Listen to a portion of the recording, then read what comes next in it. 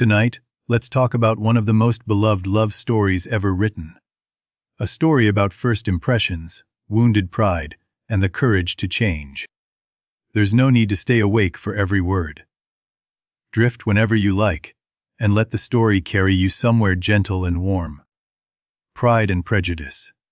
A title that tells you exactly what stands between two people who are meant for each other, but cannot see it yet. It begins with one of literature's most famous lines. A single man with a good fortune must be in want of a wife. Everyone knows it. What if the person you despised most at first meeting turned out to be exactly right for you?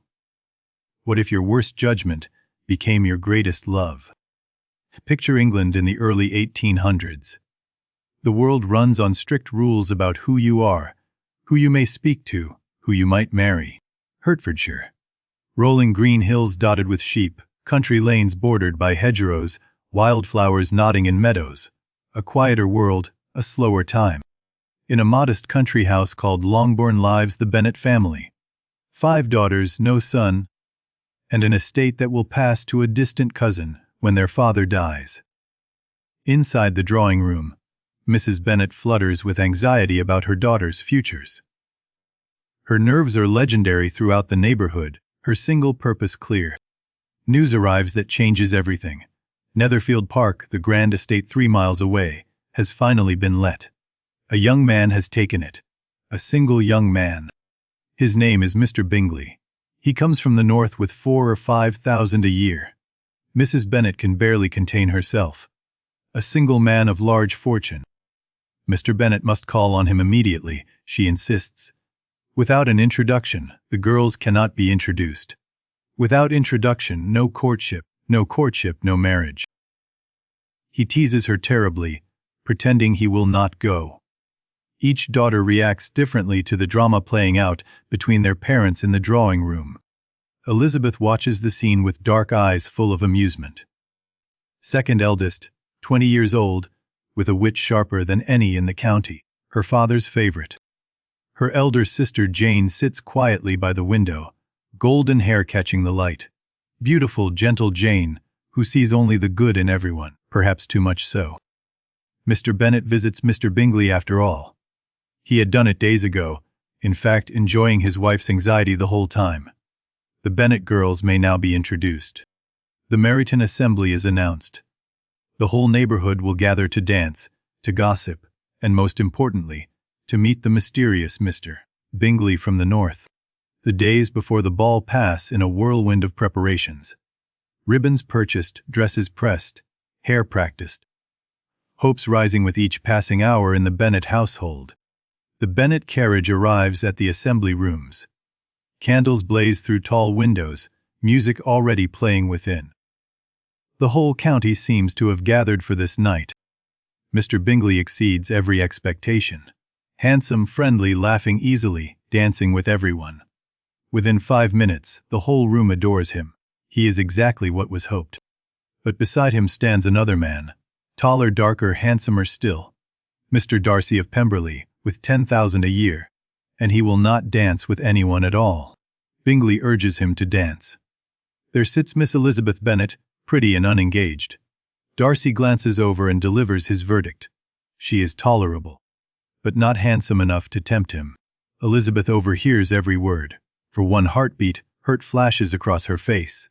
Then something else takes its place. Amusement, defiance. A story to tell her friends with relish. Meanwhile, Jane dances twice with Bingley. His admiration is obvious and sincere. Her gentle beauty and sweet manner have captured him entirely. A match begins to form. Elizabeth tells the insult to everyone laughing. She makes it a joke before it can become a wound. Her pride builds armor against his. The battle lines are drawn. In the days following the assembly, the neighborhood talks of nothing else. Bingley is declared delightful by all. Darcy is pronounced the proudest man in England. Mr. Bingley calls at Longbourn with his sisters and his friend. The drawing room suddenly feels smaller, grander, more alive with possibility than ever before. Elizabeth watches Jane and Bingley from across the room. Their connection is quiet but unmistakable. Jane's cheeks flush pink whenever he addresses her directly with that warm smile. Walking to Lucas Lodge the next morning, Elizabeth finds Charlotte Lucas in the garden. They have been friends since childhood, sharing secrets and honest opinions without pretense. Charlotte speaks practically about marriage. Happiness in marriage is entirely a matter of chance, she says. Better to know as little as possible about one's partner beforehand. Sir William Lucas, Charlotte's father, delights in his knighthood earned through trade. He bows to everyone, mentions the court constantly, and means no harm whatsoever in his social climbing. An invitation arrives at Longbourn. Miss Bingley requests the pleasure of Miss Bennet's company for dinner at Netherfield. Jane is wanted, specifically and alone. Mrs. Bennet schemes immediately. Mrs. Bennet refuses to send the carriage. Jane must go on horseback. And look, she says, pointing at the darkening sky. It seems quite likely to rain. Perfect. The rain comes down in sheets. Jane, caught halfway to Netherfield, arrives soaked through to the bone. By morning, she has caught a violent cold and cannot rise from bed. A note arrives at Longbourn in hasty handwriting. Jane is too ill to travel home. Mrs. Bennet is triumphant rather than worried. This is exactly what she had planned. Elizabeth cannot bear it. She sets out on foot across the fields, 3 miles through muddy lanes and over stiles, determined to reach her sister before breakfast at Netherfield ends. She arrives at Netherfield with glowing cheeks and bright eyes, her petticoat 6 inches deep in mud. The breakfast room falls silent as she enters, breathless from her walk. Caroline Bingley can barely contain her disdain. Her fine eyes, Caroline whispers to Darcy.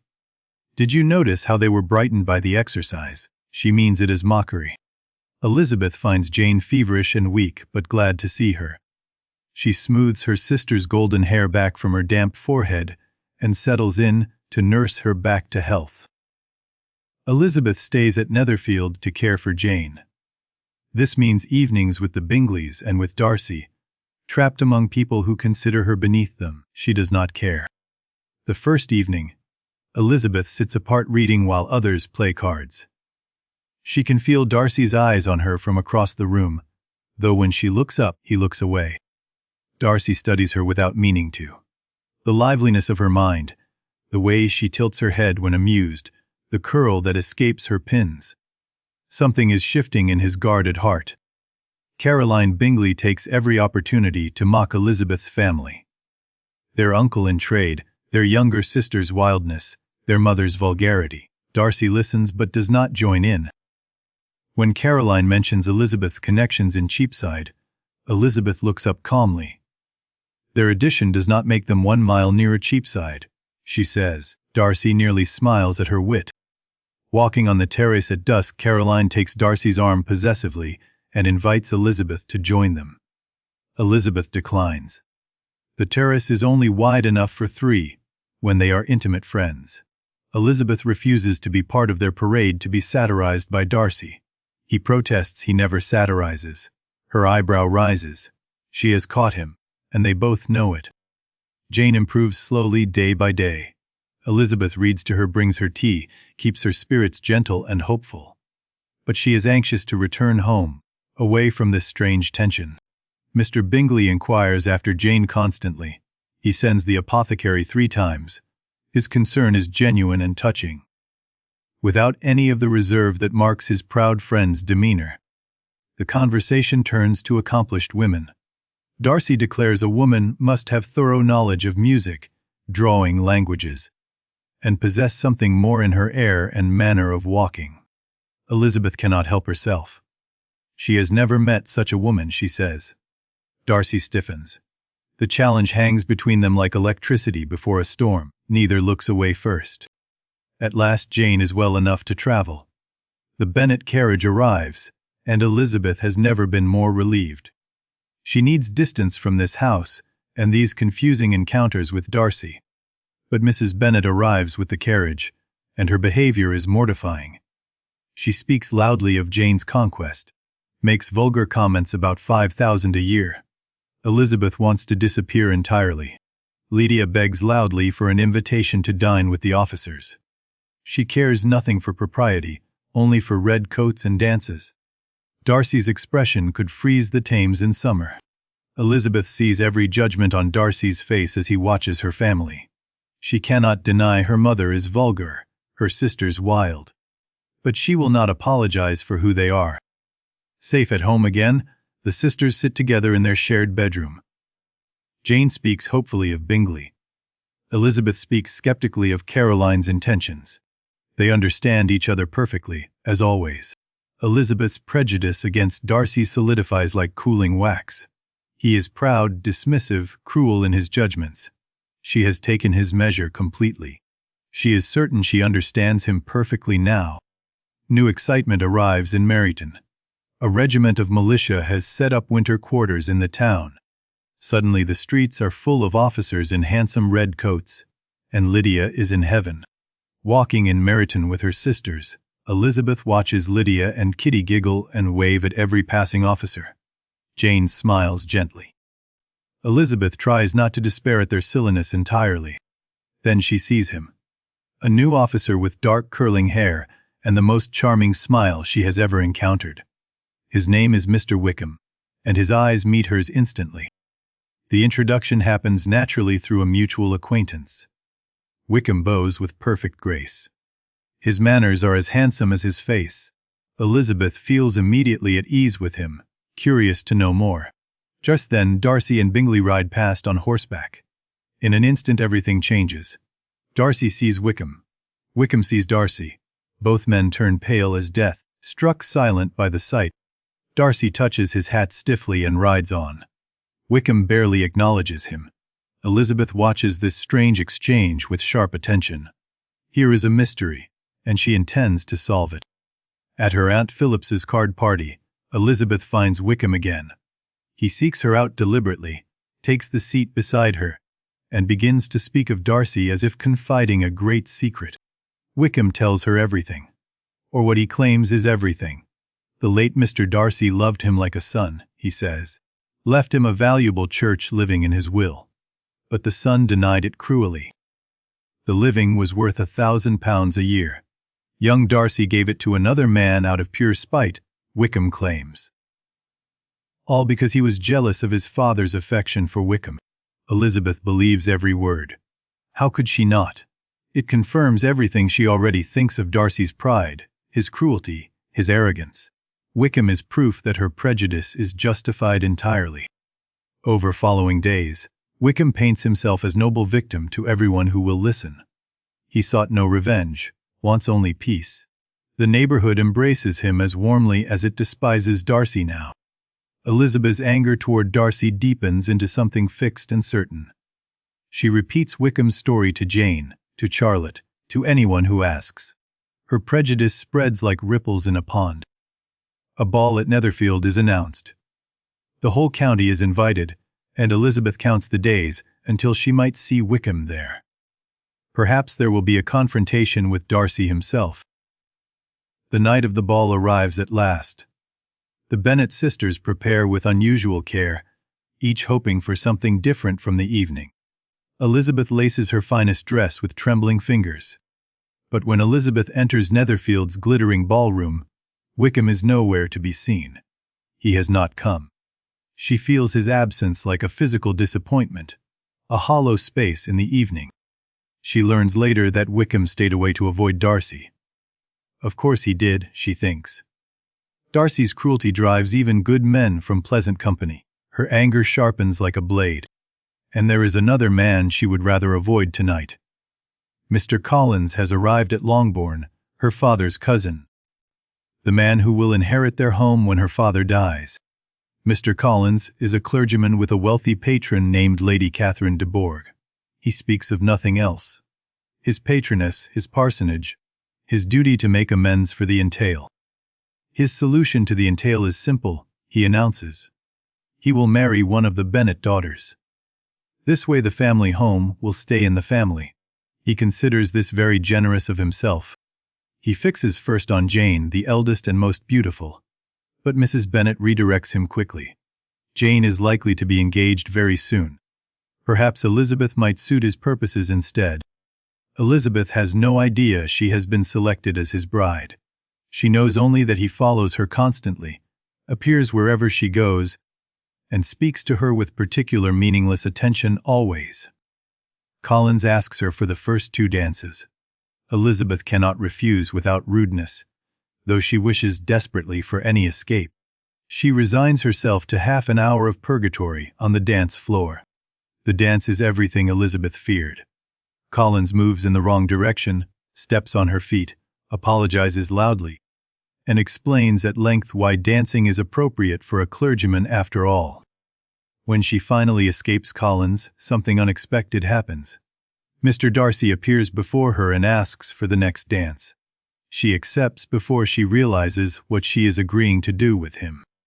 Dancing with Darcy is nothing like dancing with Collins. He moves with perfect grace, his hand steady on hers. But neither speaks. The silence between them stretches tight as a bowstring drawn. Elizabeth breaks the silence first. She mentions meeting someone lately who has close connection to his family. His hand tightens almost imperceptibly on hers. His jaw sets. Wickham, he says flatly. Wickham can make friends easily, Darcy says. Whether he can keep them is less certain. Elizabeth's blood rises at this dismissal. She knows exactly whose fault it is that Wickham suffers. The music ends. They part with cold courtesy. Elizabeth is more certain than ever that Darcy is a villain. He speaks of Wickham without guilt, because he has no conscience to trouble him. Later in the evening, Mary Bennet performs at the pianoforte. She plays too long, sings without talent, and refuses to yield the instrument. The room grows increasingly uncomfortable with second-hand embarrassment. Mr. Bennet stops her with pointed commentary about letting other young ladies have opportunity to exhibit. Mary sits down, humiliated. Elizabeth watches Darcy watch her family, and wants to sink through the floor. But worse is yet to come. Mrs. Bennet speaks loudly of Jane's certain capture of Bingley. 10,000 a year, she can be heard across the room, pride deaf to proper discretion. Elizabeth watches Darcy's face as her mother's voice carries. His expression freezes into something colder than contempt. He looks at Bingley with what appears to be protective concern. She sees his judgment forming.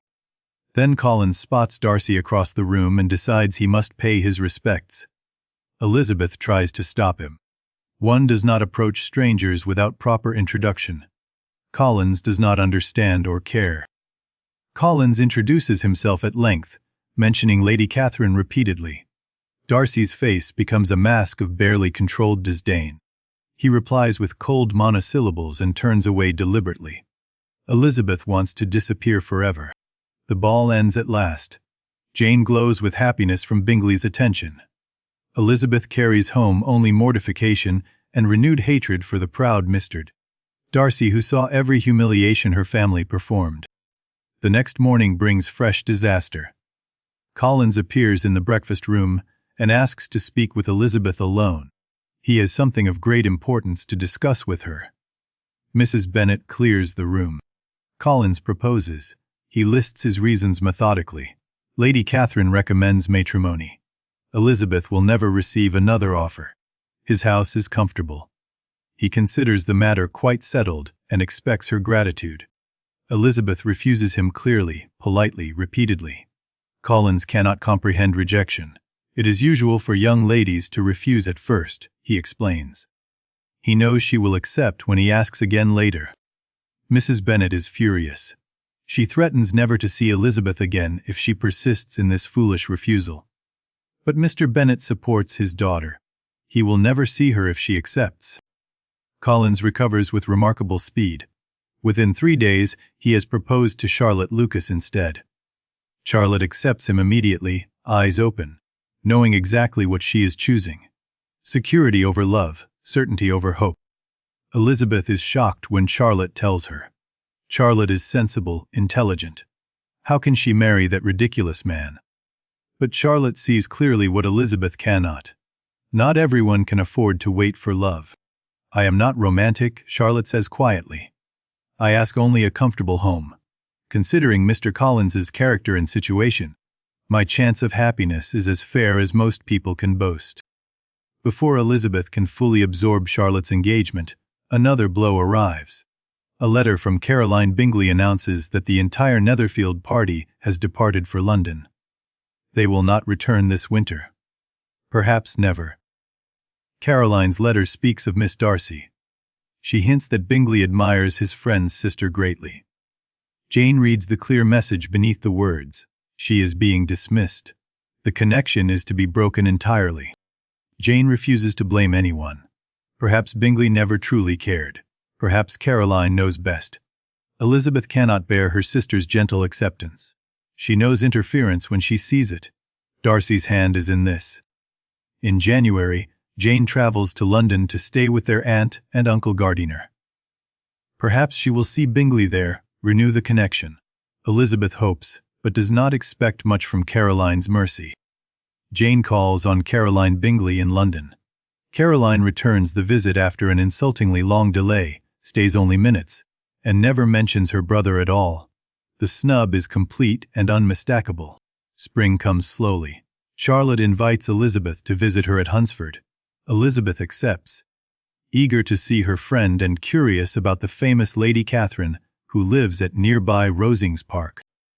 Elizabeth travels to Hunsford with Sir William Lucas and his daughter Maria.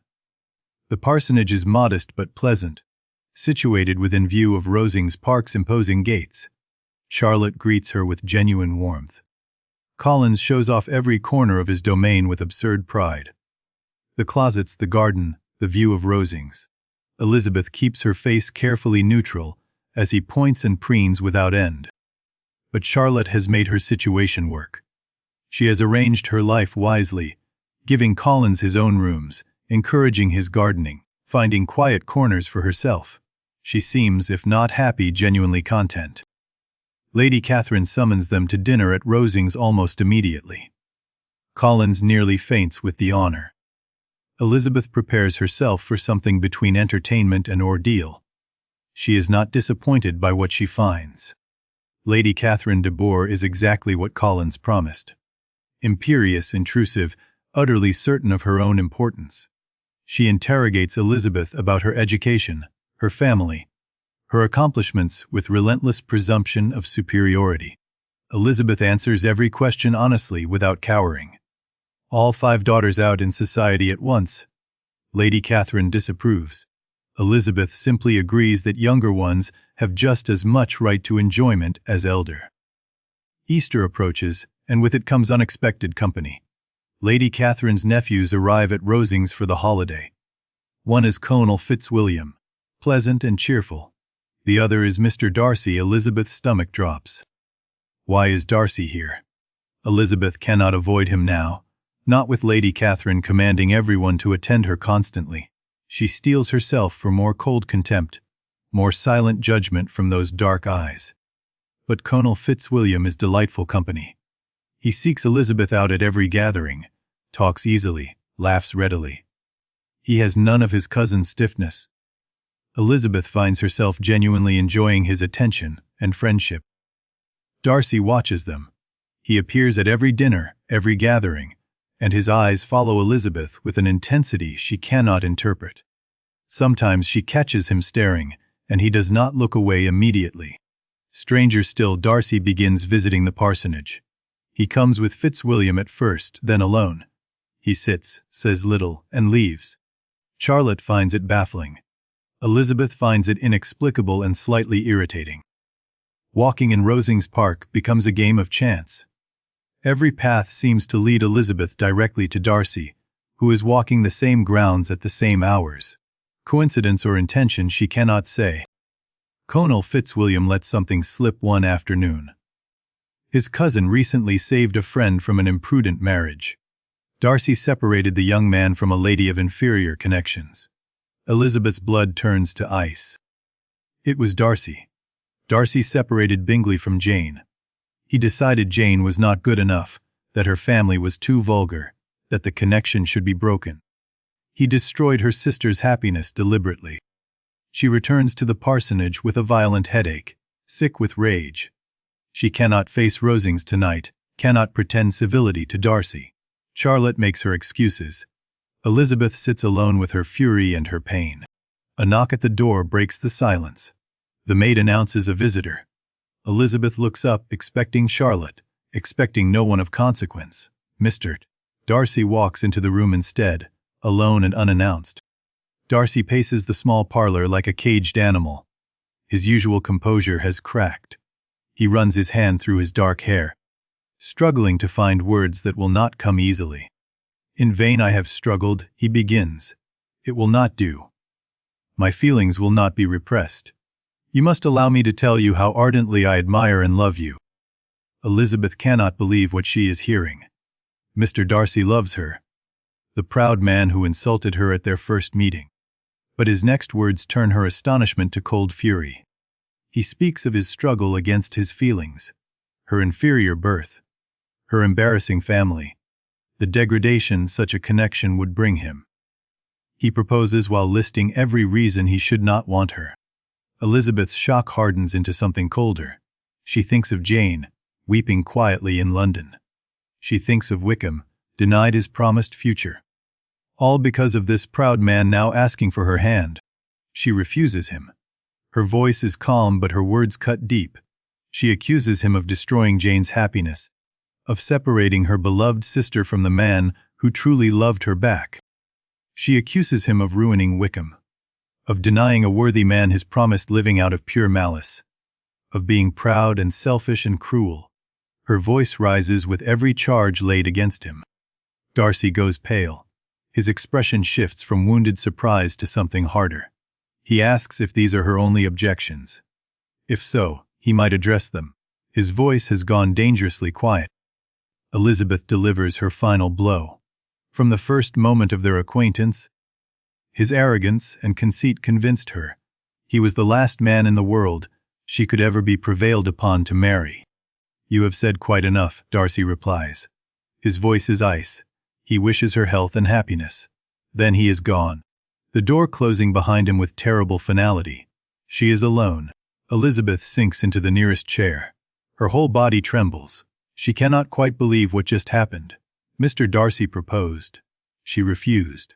She said terrible things. He said terrible things. It is over. Sleep will not come that night. She lies awake replaying every word, justifying every accusation. She was right to refuse him. He insulted her family. He destroyed Jane's happiness. She was absolutely right. Morning comes gray and uncertain. Elizabeth escapes the parsonage early, walking the familiar paths of Rosings Park. She needs air, movement, anything to quiet the storm still raging in her mind. A figure appears on the path ahead. Her heart stops, then races. Darcy approaches with quick steps, holding something in his hand. He presses a letter into her palm without speaking, then walks past.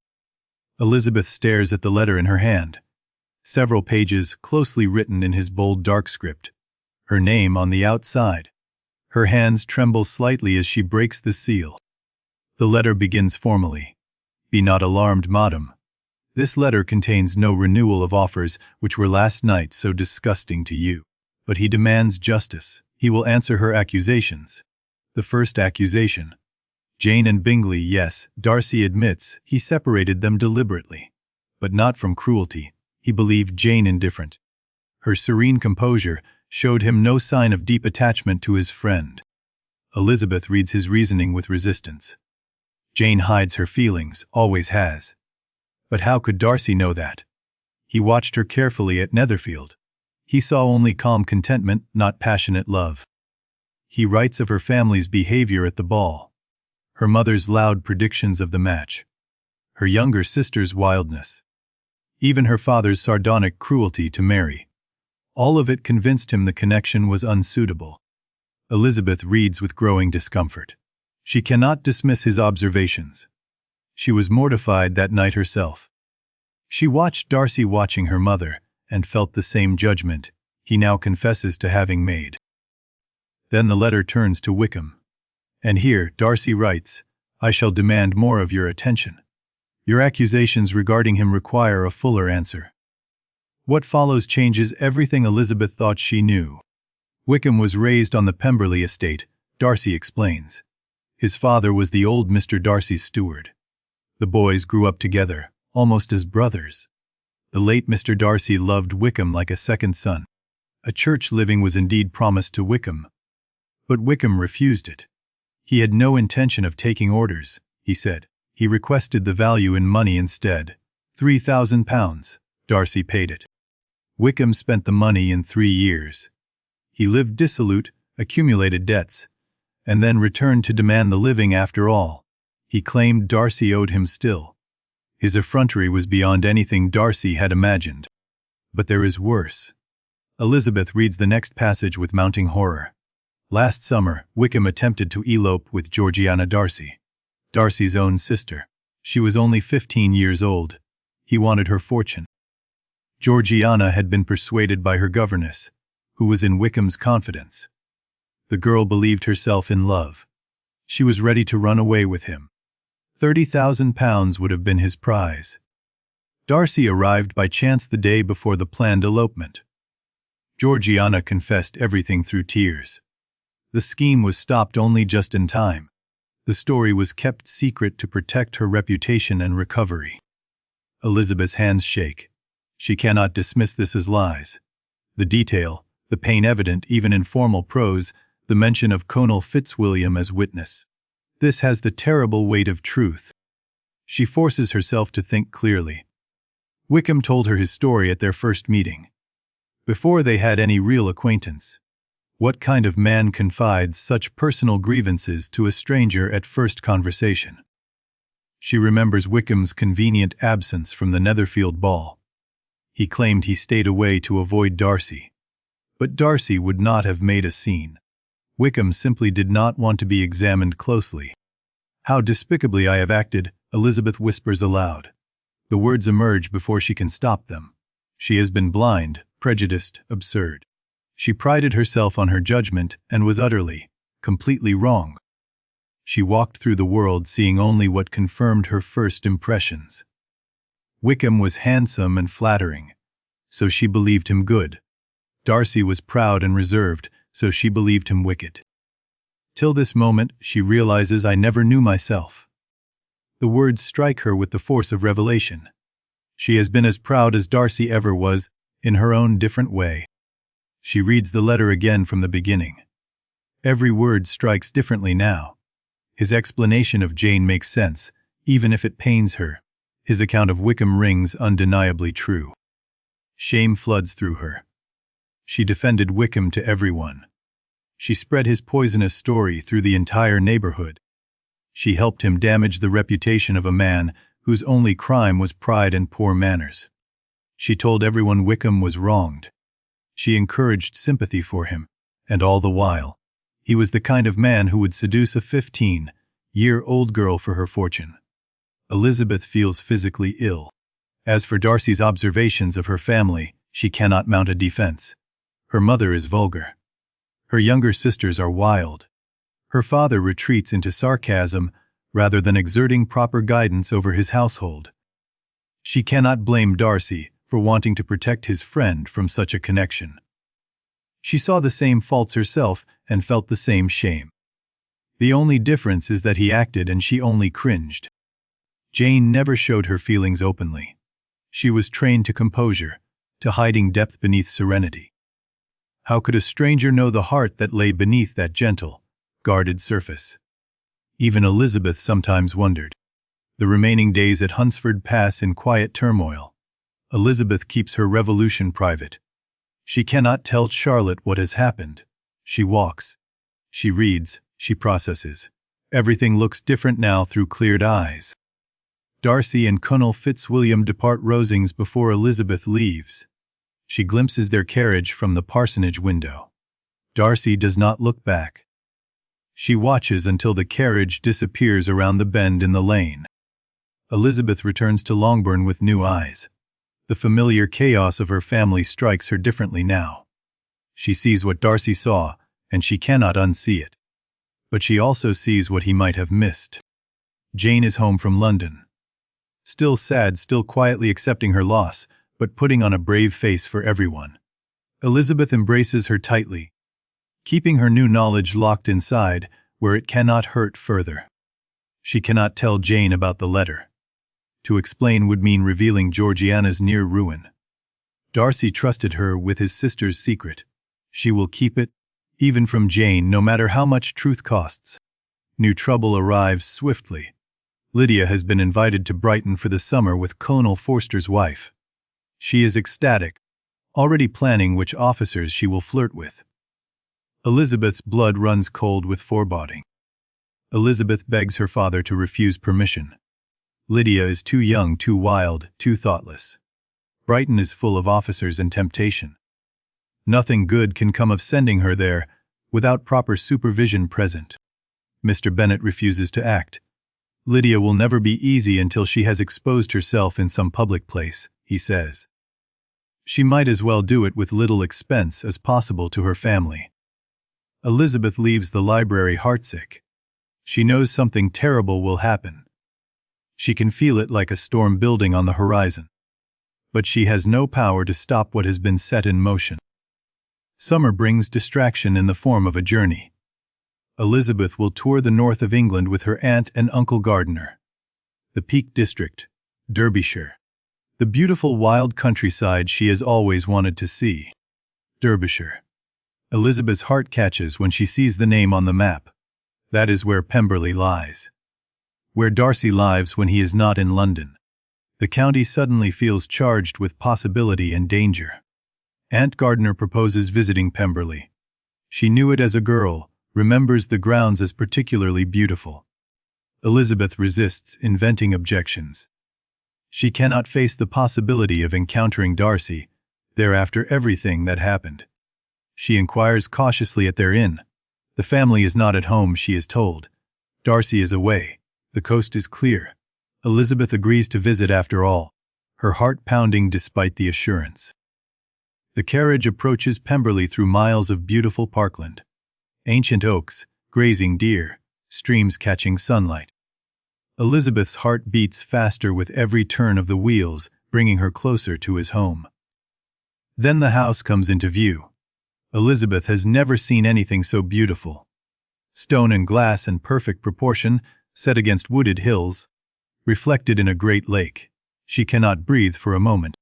To be mistress of Pemberley might be something, she thinks, then catches herself. But the thought lingers. Not for the grandeur, but for what it represents. Taste without ostentation. Beauty without pretension, his home. The housekeeper, Mrs. Reynolds, shows them through the house. Her pride in her master is evident in every word. She has known Mr. Darcy since he was 4 years old. She has never had a cross word from him. The best landlord and best master, Mrs. Reynolds declares. Some people call him proud, but she has never seen anything of it. He is kind to the poor. His servants adore him. Elizabeth's picture of Darcy shifts again. The proud cold man of Meryton assemblies seems distant here in his own domain. Here he is remembered as a boy, known as a kind master, loved by those who serve him. In the portrait gallery, she finds his face looking down at her. Painted some years ago, catching a softer expression than she has ever seen him wear in life. Something like warmth in those dark eyes.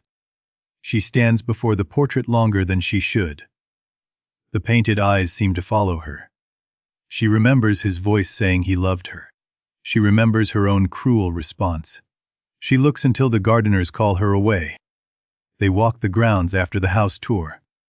Elizabeth wanders toward the stream, lost in thought. Then she looks up and stops. A man is walking toward her across the lawn. It is Darcy. He has returned early. For a terrible moment, neither speaks. His face shows his own surprise at finding her here. She feels the blood rush to her cheeks, mortified to be caught wandering his grounds after refusing him so brutally. But when he speaks, his voice is gentle. He asks after her health, her family, her journey. No coldness, no resentment, no reference to what passed between them. He seems genuinely, almost anxiously, pleased to see her. Elizabeth stammers through introductions when the Gardiners approach. Her aunt and uncle. From London. In trade. She watches Darcy's face for contempt and finds none. He greets them with perfect courtesy and apparent genuine interest. He walks with them. He speaks with Mr. Gardiner about fishing and offers him freedom of the streams. He attends to Mrs. Gardiner's memories of Derbyshire. His pride has vanished like morning mist in sunshine. He asks if she will do him the honor of meeting his sister. Georgiana is at the house and would so like to make her acquaintance. Elizabeth agrees, bewildered by this warmth from a man she once thought incapable of it. What has happened to him? Elizabeth cannot understand it. He is a different man entirely from the one she knew in Hertfordshire. Or perhaps he is the same man, finally allowed to show his true nature at home. Georgiana Darcy is nothing like Elizabeth expected. Shy, sweet, almost painfully reserved. She is not proud at all, only terribly nervous about making a good impression. She plays the piano beautifully and blushes at compliments. To Elizabeth's further surprise, Bingley arrives at Pemberley the next day. His delight at seeing her is genuine and obvious. He asks after Jane with eager interest that suggests his feelings are entirely unchanged despite the separation. Caroline Bingley is also present, and her jealousy of Elizabeth's reception is barely concealed. She tries several times to embarrass Elizabeth by mentioning Wickham. Darcy deflects each attempt with quiet grace. The days that follow are a revelation. Elizabeth and the Gardiners are invited to Pemberley repeatedly. Darcy is attentive, warm, eager to please. He shows none of the stiffness that marked him in Hertfordshire society. Walking the grounds together one afternoon, Elizabeth finds conversation easier than she ever imagined possible. He asks her opinion on his improvements to the gardens. He listens when she answers. He laughs at her wit. Caroline makes one last attempt to wound. She mentions the militia leaving Meryton, remarks how that must disappoint certain families. Her eyes glitter with malice. Elizabeth feels the blow land but keeps her composure. Darcy redirects the conversation smoothly, protecting Elizabeth from further attack. His manner makes clear that Caroline's spite will not be tolerated. Elizabeth watches him shield her, and feels something shift definitively in her heart. She sees now what her prejudice blinded her to before. His pride was shyness, his coldness was reserve. He is a different man in his own world, among people he loves, and she treated him with unforgivable cruelty. One perfect afternoon, they sit together on the terrace while Georgiana plays inside. The music drifts through open windows. Neither speaks, neither needs to. Something unspoken builds between them like a summer storm approaching. Then 2 letters arrive at once, both from Jane, both marked urgent. Elizabeth opens them with trembling fingers. The first contains alarming news. The second contains catastrophe beyond anything she feared. Lydia has eloped, run away from Brighton with Wickham. Not married. Just gone in the middle of the night, leaving only a laughing note saying they were headed to Scotland to wed. But they never arrived. They were traced to London instead. They are living together there, unmarried, unrepentant. Lydia has thrown away her reputation. She has destroyed her sister's prospects along with her own. The family is ruined completely. When Darcy arrives to call on her, he finds her weeping. She cannot hide it. She cannot pretend. Through broken words, she tells him everything. Wickham has ruined her sister and her entire family with her. Darcy's face goes still as she speaks Wickham's name. This man he failed to expose has now destroyed another young girl. Elizabeth sees him processing his own guilt, his own failure to prevent this by speaking truth earlier. Now he will certainly never want her. This scandal touches everyone connected to Lydia. Elizabeth, Jane, all the Bennets are tainted by association. No man of his position could consider such a connection now. It is over. Would to God I had warned everyone about Wickham's character, Darcy says, his voice rough. This is my fault as much as anyone's. My pride in keeping his attempts on Georgiana secret has led to this. He leaves abruptly, making hurried excuses. Elizabeth watches him go, certain she will never see him again. Why would he return? He came to Hertfordshire society reluctantly before. He will not seek out scandal and shame now. The Gardiners cut their tour short immediately. Elizabeth travels home in an agony of suspense, imagining the chaos waiting at Longbourn. Every mile feels endless. Every jolt of the carriage reminds her of what she returns to face. Longbourn is worse than she imagined. Mrs. Bennet has taken to her bed with nervous fits, refusing to see anyone. Jane sits pale and quiet, holding the household together. Mr. Bennet has gone to London to search. Days pass without news. Mr. Gardiner joins the search in London. Letters arrive with no progress reported. Wickham has hidden himself well. Lydia seems lost forever to disgrace unless they can be found and forced to marry. Elizabeth cannot stop thinking about her own failures. She could have warned her family about Wickham. She knew the truth from Darcy's letter. Her silence to protect Georgiana's secret has cost her own sister's ruin. Finally, a letter arrives with different news. They have been found. Wickham has agreed to marry Lydia after all. The terms have been settled. Gardiner will explain everything when he arrives at Longbourn. Wickham's debts have been paid. A commission has been purchased for him in a northern regiment.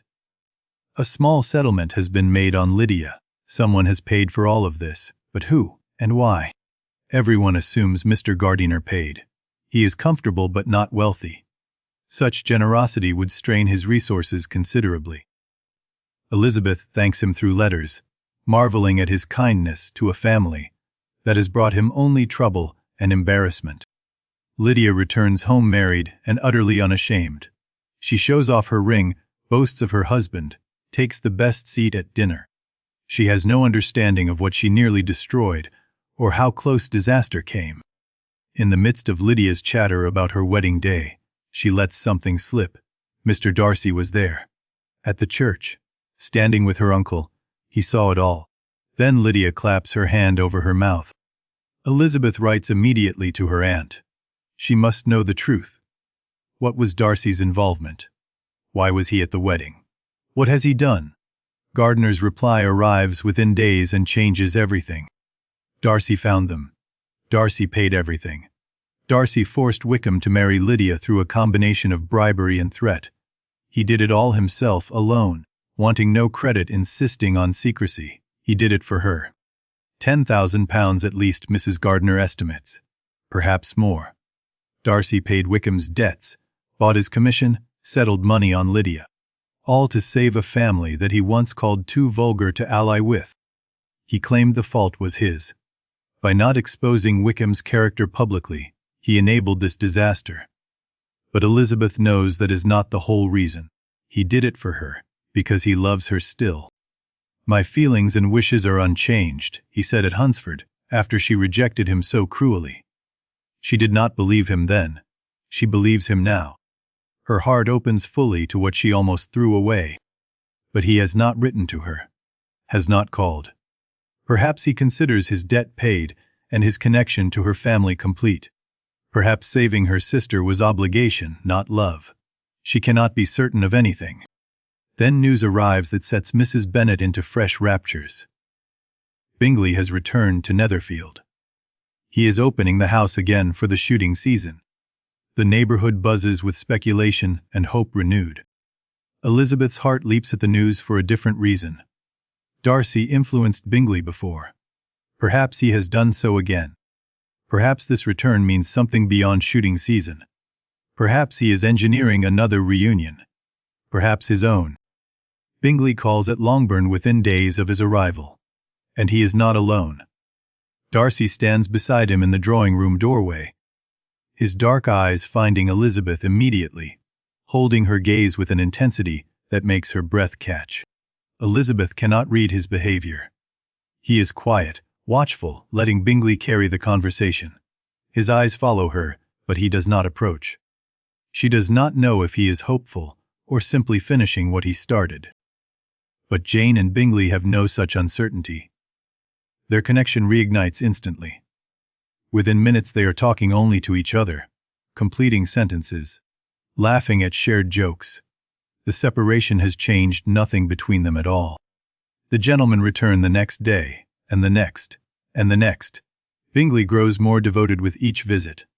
Darcy remains present but reserved, watching Elizabeth with an expression she cannot decipher. The tension builds like held breath. Finally, Bingley asks to speak with Mr. Bennet alone. Elizabeth sees Jane's face transform with cautious hope.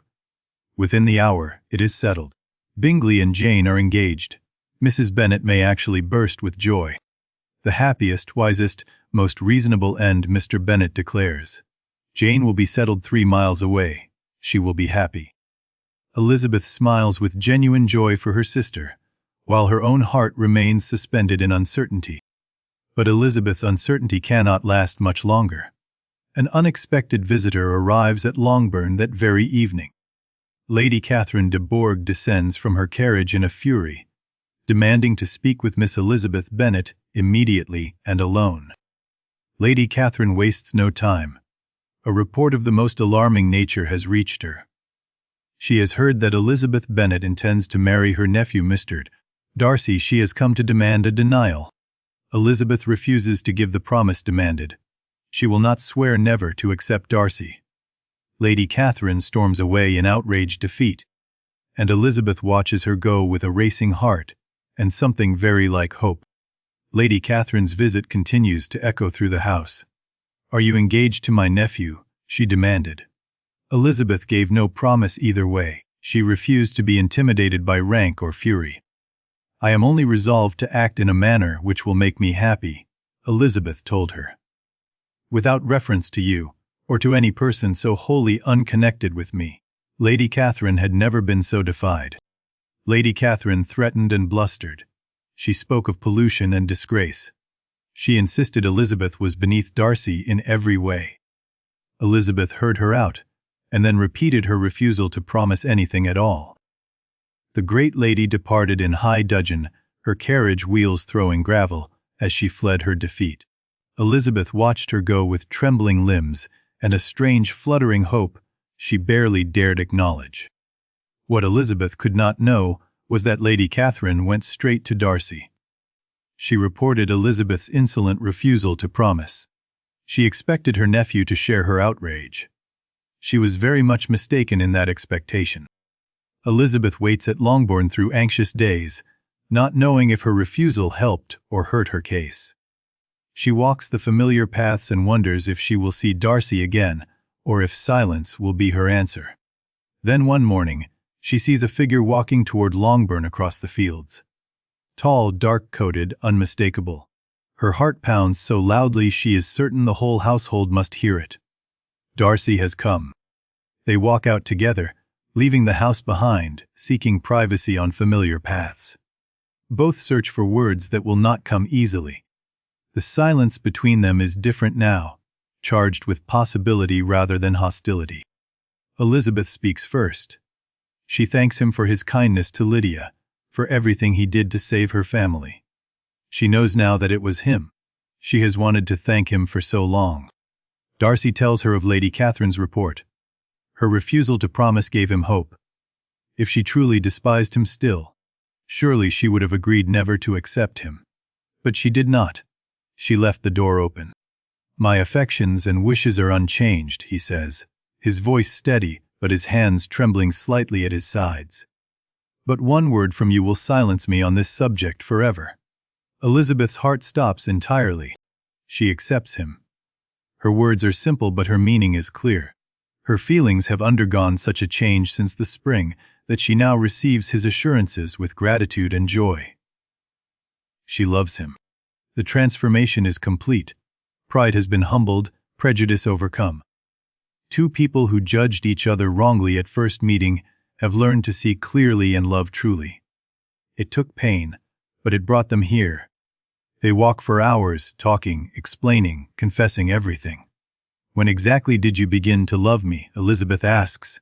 He cannot fix the hour or the spot. He was in the middle before he knew he had begun.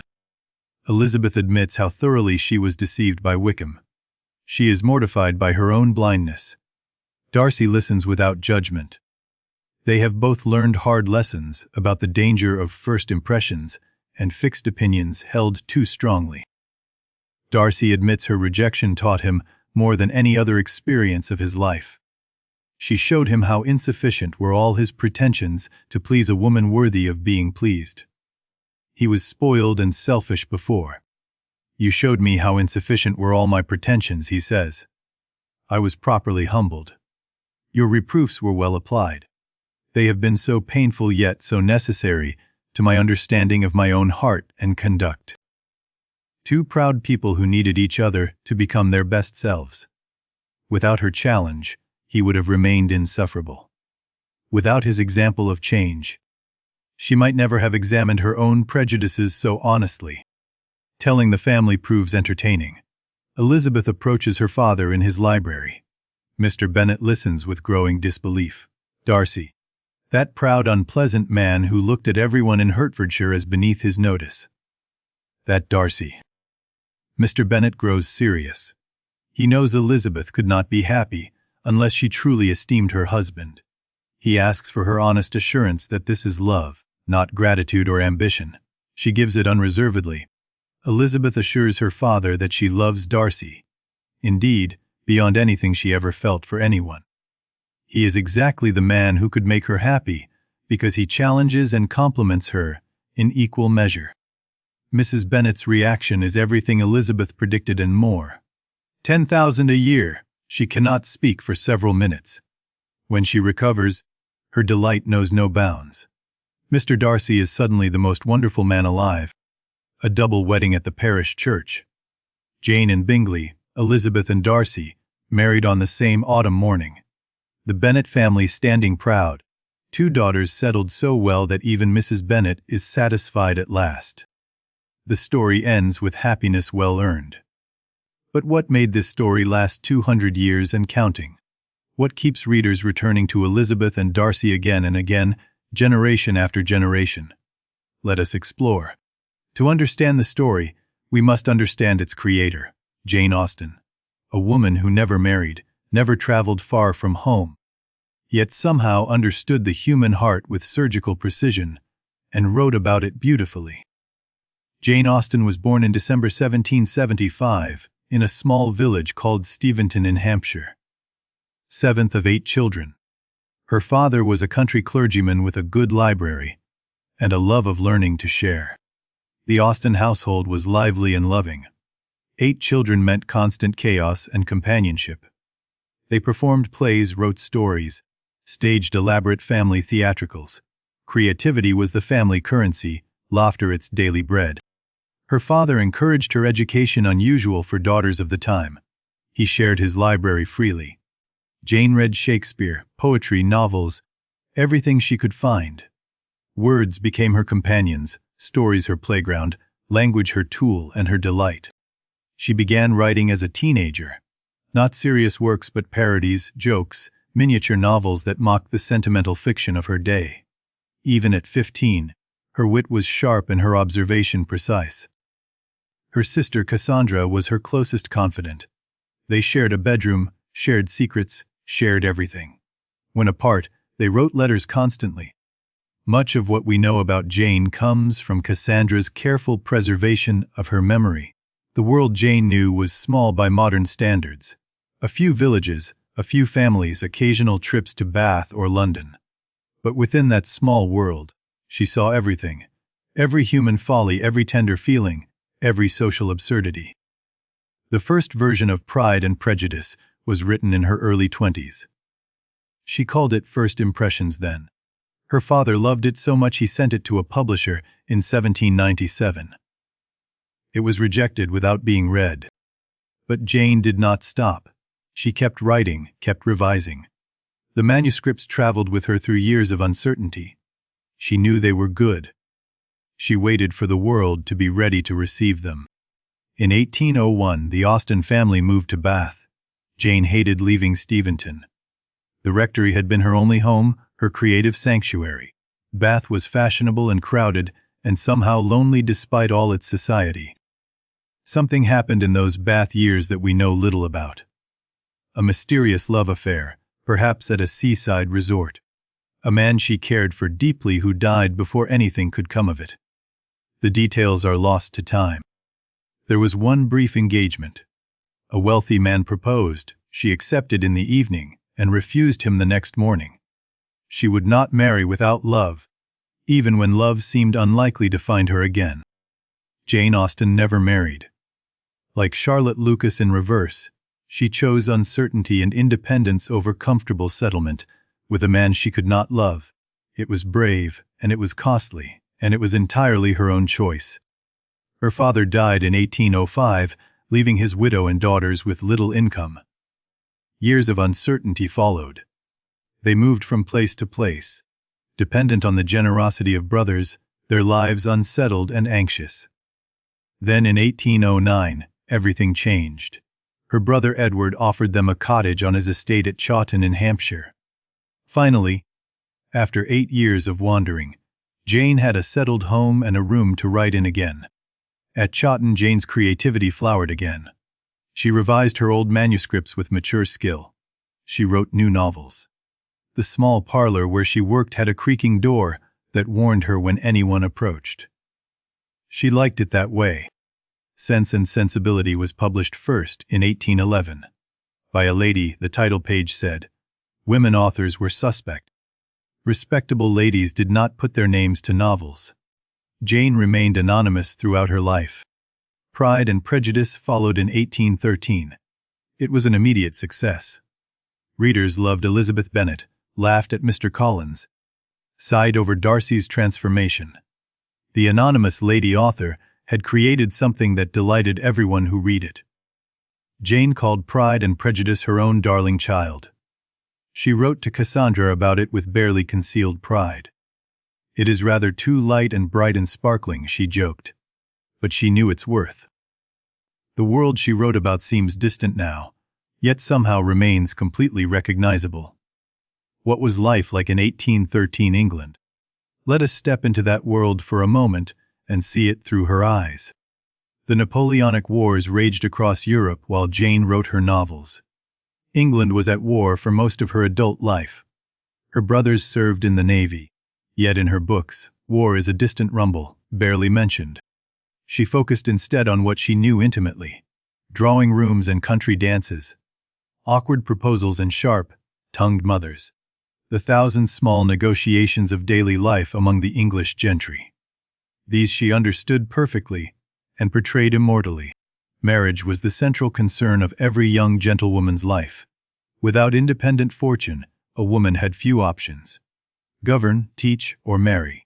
Those were the choices. Love was a luxury. Security was the necessity. This is why Charlotte Lucas's choice resonates so painfully. She was not foolish or weak. She was practical. She knew her worth on the marriage market and took what was offered before the offers stopped coming entirely.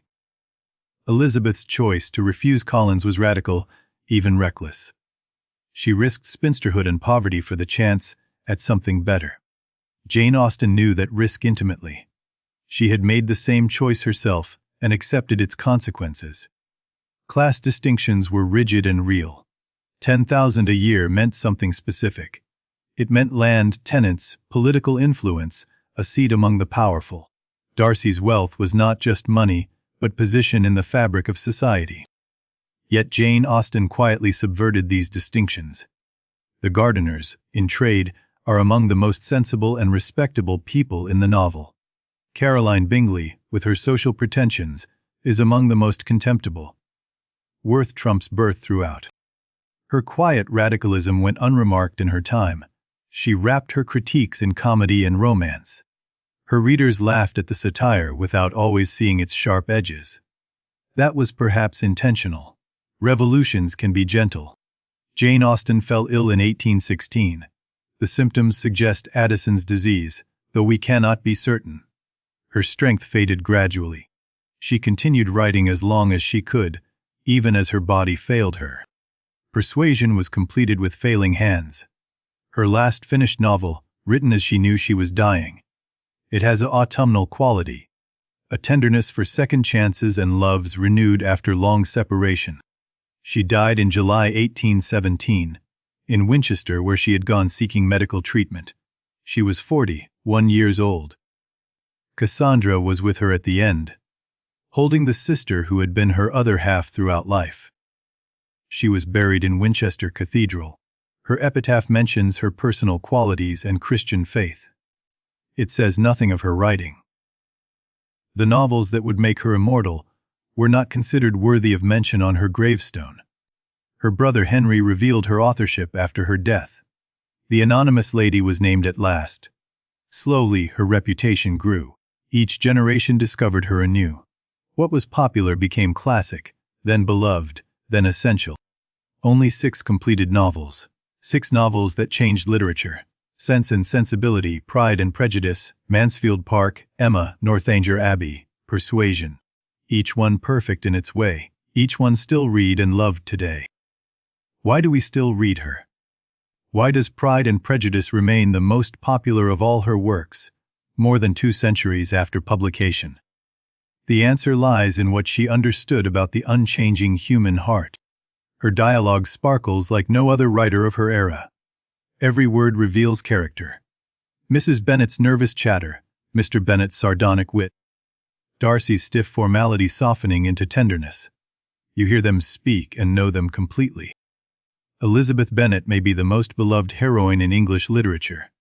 She is intelligent but not infallible. Witty but capable of cruelty. Quick to judge but ultimately willing to change. She feels real because she is flawed. She laughs at the world, but she learns to laugh at herself. That is her journey. From confident judgment to humble self-knowledge. Till this moment I never knew myself. The words echo across 2 centuries because they are true. Mr. Darcy became the template for every brooding romantic hero who followed. Proud, wealthy, misunderstood, capable of profound transformation when the right woman challenges him.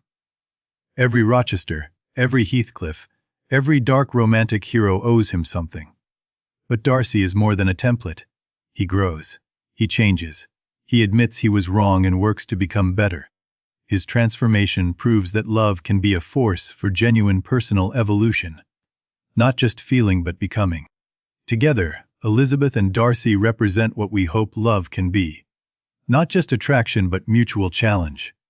Not just acceptance but mutual improvement. They make each other better. That is the deepest romance of all. The adaptations have been countless. Every generation reimagines Elizabeth and Darcy for themselves. Stage plays, films, television series.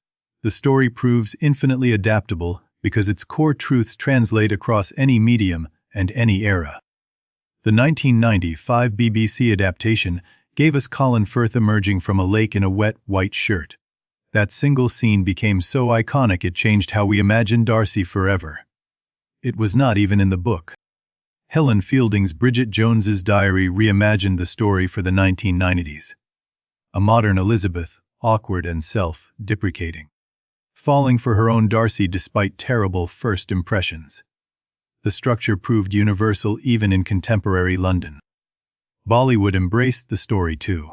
Indian families and marriage concerns translated Austen's world perfectly. The pressures she described, the negotiations, the balance of love and duty, resonate across cultures and continents without losing anything essential. Pride and Prejudice and Zombies proved the story could survive, even the most absurd editions. Elizabeth fighting undead hordes alongside her romantic development. The structure held because Austen built it strong enough to carry anything. Scholars debate her politics endlessly. Was she conservative, supporting the existing order? Or quietly radical, exposing its hypocrisies? The answer may be both. She observed her world with clear eyes and let readers draw their own conclusions. It is a truth universally acknowledged. Perhaps the most famous opening line in English literature. The irony layered upon irony. Universal truths are rarely so simple. The sentence contains its own critique inside its confident assertion. Jane Austen teaches us to read between the lines, to hear what is not said, to notice the silence between words where the real meaning often lives. She created readers as much as she created characters. Her heroines are smart, flawed, growing. They make mistakes and learn from them. They speak their minds and face consequences. They are not perfect. And that is precisely what makes them perfect for us to love. 200 years have not dimmed her light. New readers discover her every day, in every country, in every language. Elizabeth and Darcy continue their eternal dance of pride meeting prejudice and finding love despite everything. What did Jane Austen give us? A way of seeing. A standard for dialogue. A belief that character matters more than circumstance. A model for romance that challenges as well as comforts. She gave us ourselves reflected truly. She wrote about 3 or 4 families in a country village. That was her chosen canvas. On that small canvas, she painted everything that matters about human connection, human folly, human capacity for change. The genius was in the limitation. By narrowing her scope, she deepened her penetration. What she knew completely. What she described perfectly. Small canvas, infinite depth.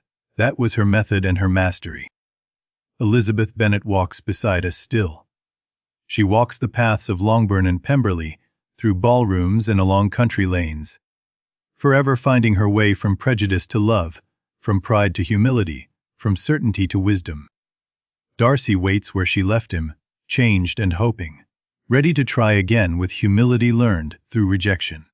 His journey from proud dismissal to patient devotion offers hope that we too can grow beyond our worst selves. Their story asks questions that never age. How do we see past first impressions? How do we recognize our own blindness? How do we become the people we need to be for love to find us? Jane Austen answered those questions not with philosophy but with story. She showed rather than told.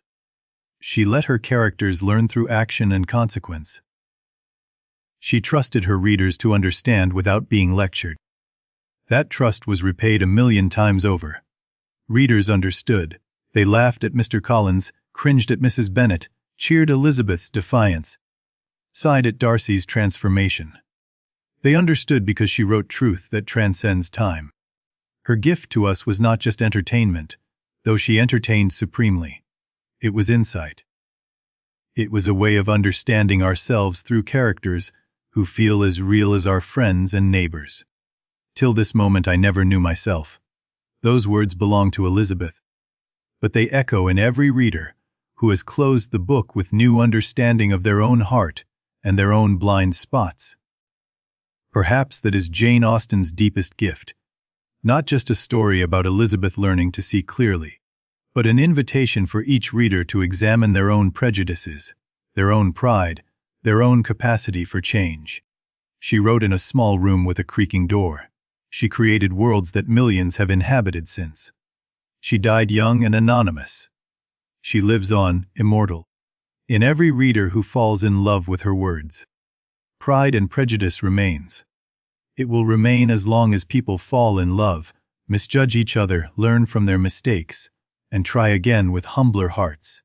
Which is to say, it will remain forever. That is the legacy of a country clergyman's daughter who never married, never traveled far, never saw her own name on her books. She gave us Elizabeth, she gave us Darcy, she gave us ourselves. And she gave us belief that love, real love, the kind that makes us better, is possible. Not easy, not guaranteed, but possible. That gift has sustained readers for 200 years. It sustains us still tonight. So we return to where we began. A truth universally acknowledged.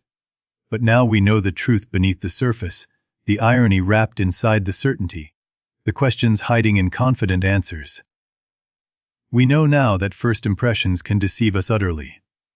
That the person we dismiss may become the person we cannot live without.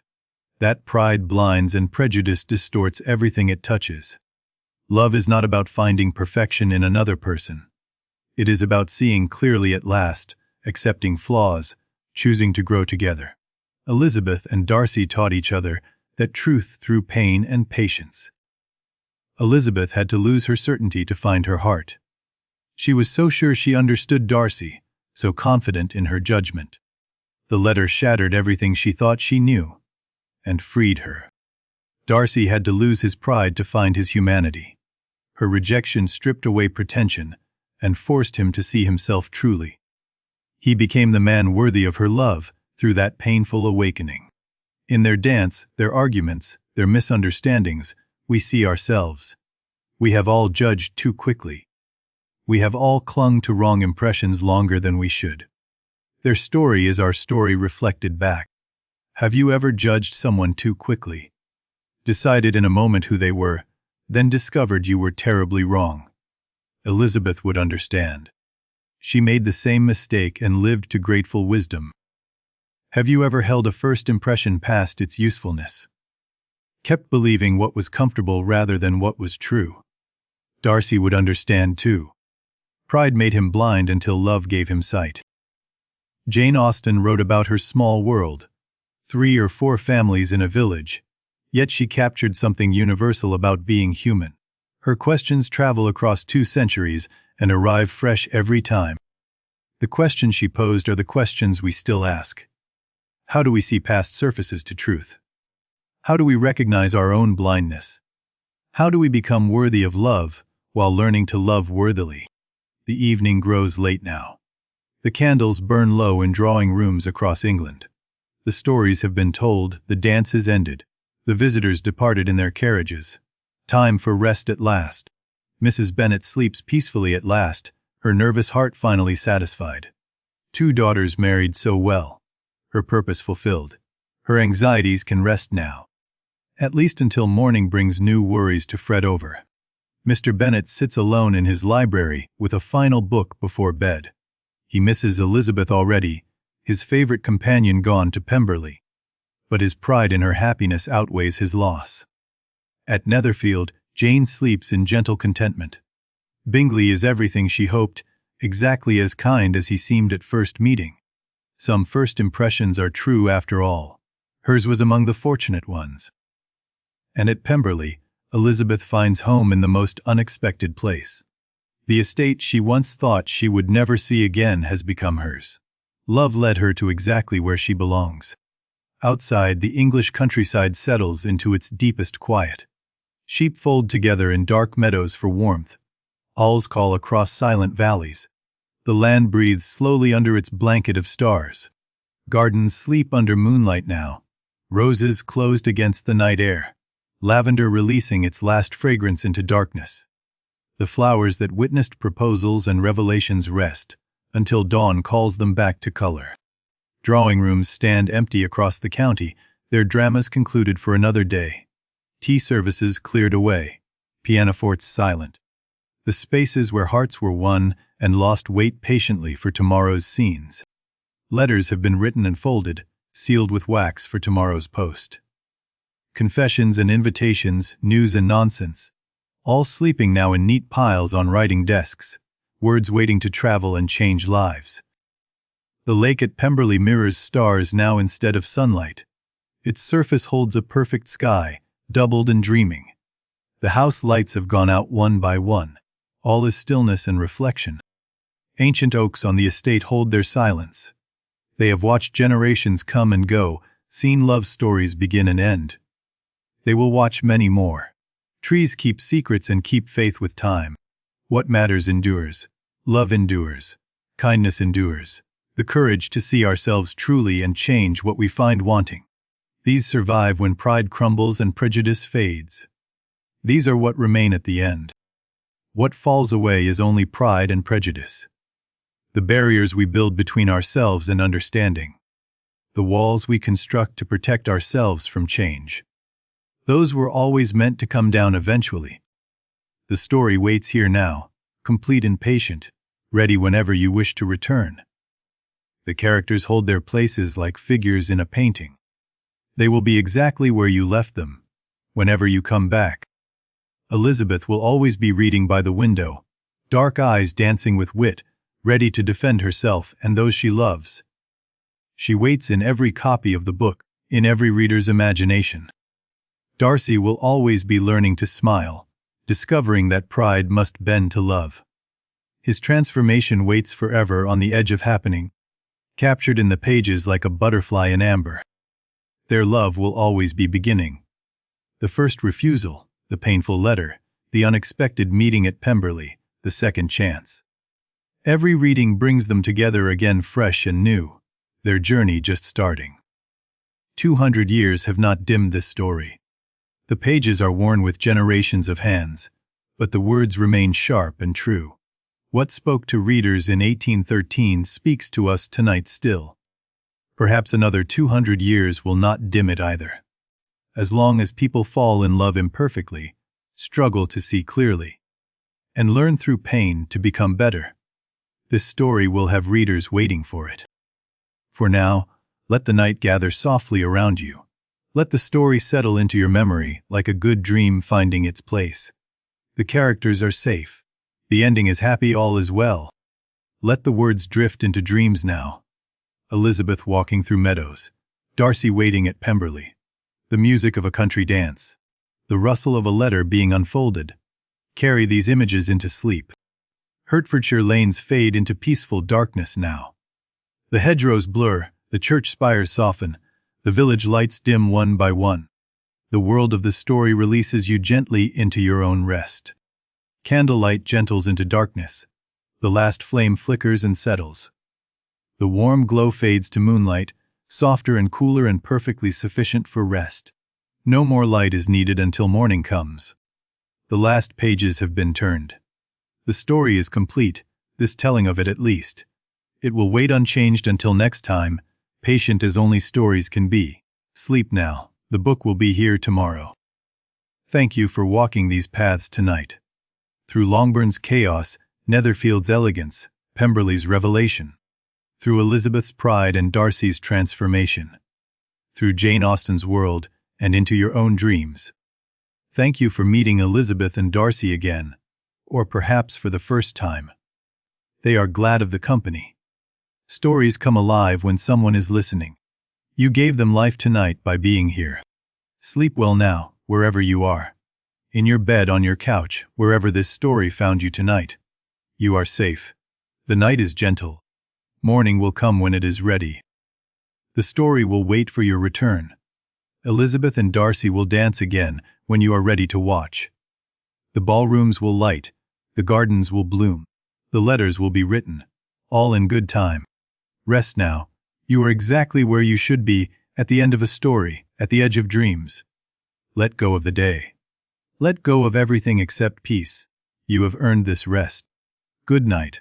And may your dreams be gentle ones, full of country lanes and kind hearts and love that grows through understanding. Until next time, sleep well. The stories will always be here waiting for you.